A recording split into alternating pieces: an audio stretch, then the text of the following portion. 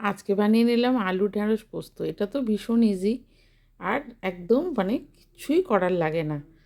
কি করতে হবে, যেহেতু আলু ঢ্যাঁড়স পোস্ত, আলু ঢ্যাঁড়সটা আগে ভালো করে ছোট করে কেটে হালকা নুন দিয়ে ভেজে নিলাম।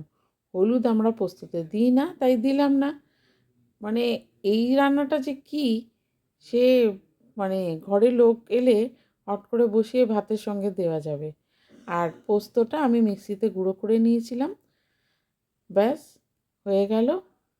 এরপরে জল দেব, আর ফুটে উঠলেই নামিয়ে আলু পোস্ত রেডি।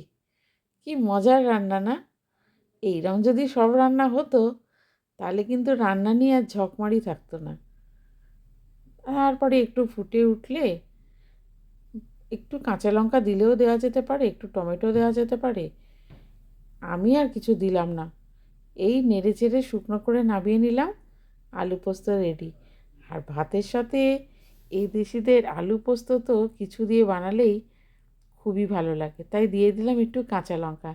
একটু ঝাল ঝাল হবে, আর এটাতে যেহেতু তেল কম লাগে তো সুস্বাদুও হয় আর শরীরের পক্ষেও ভালো। তাহলে ঢ্যাঁড়স আলু পোস্ত একদম শুকনো শুকনো করে নামালে কিন্তু খুব ভালো লাগে। আর গরম গরম ভাতের সাথে খেলে মনে হয় না, কিছু একটা খেলাম বটে আজকে। তা আপনারাও বানাবেন, আর ভালো লাগলে বলবেন।